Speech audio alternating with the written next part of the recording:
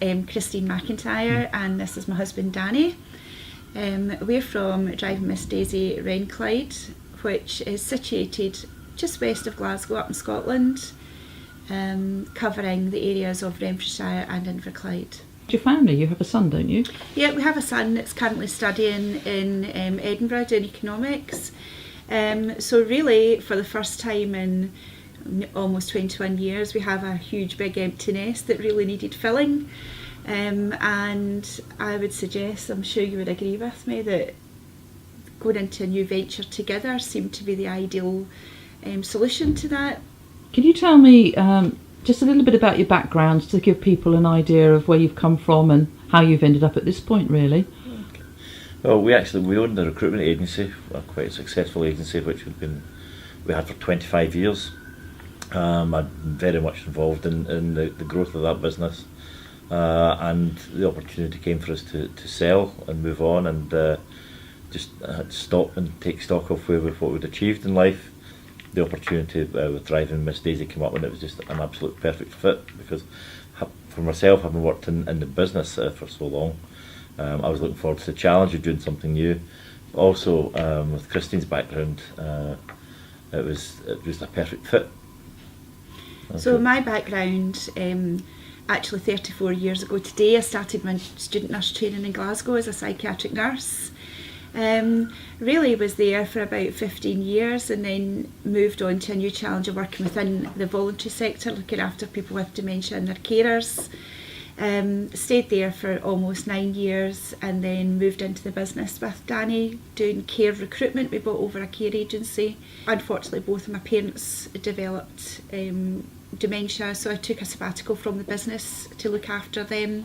We really needed to have a new challenge, and really a challenge that combined both of our strengths and both of our backgrounds. So we really felt that Driving Miss Daisy, it kind of straddled both camps between the business side and the assistance side. So can you tell me something about the franchise that you have bought?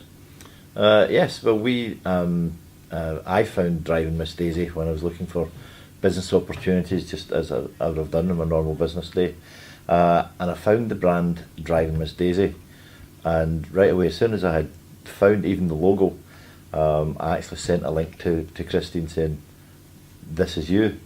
And as I looked into it, I realised that there really was something there that struck a chord with me, and I thought it was something that we could have used as a service when Christine's mum and dad were alive. Looking at the brand, I thought this really works, and it would be a real joy to work with something like this. I recognised that there actually was a lack of facilities such as the service that Driving Miss Daisy offers in the local community. For example, we stay in a very isolated community that does have a robust elderly population, and it has become apparent over the years that we've been staying there that there is very, very little service that bridges the gap between transportation and care. So Danny, what made you decide to go down the franchise route? Well, that's an interesting question. We actually decided to look at new opportunities after having built a business from scratch over the 25-year period.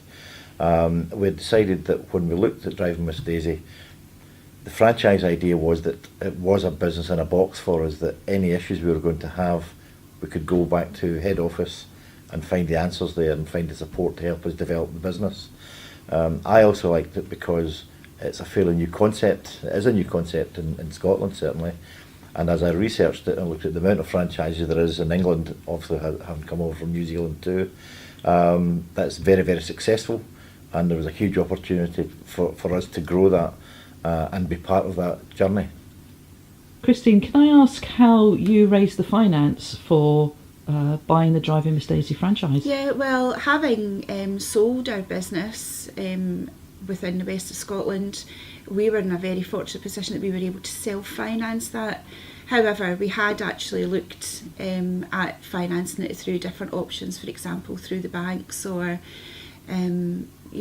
really taking a loan out on it, but we decided to self-finance that.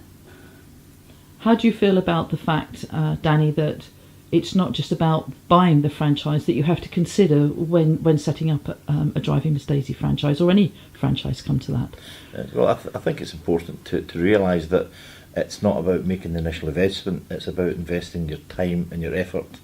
You do have to be aware that it won't make lots of money in the immediate term. You have to be prepared to support that business. But I think it's important that as you look at your opportunity, that you have to be prepared to work very, very hard in the short term to make sure that it starts to fly for you and to give you the opportunity in the long term. But you have to be aware that it will be a journey in the short term. So can I just ask you both, what is the most sort of invaluable piece of advice you can give someone looking to start their first franchise? Well, I would say absolutely research it to death. Yep. Go and visit other franchisees, find out what's working for them, and also kind of absorb some of that enthusiasm that they have for the brand. And really just do your research, speak to people, see what's working for them. Danny? Yeah, I think it's important that there are also many franchise opportunities out there, but you have to find something that you have a bit of passion for. And for me, Driving Miss Daisy, everybody I spoke to, everyone had a story to tell, and the passion that came across from both the franchisors and the other franchisees that we spoke to, the feeling we got from the idea of working together then was just better than anything else we looked at.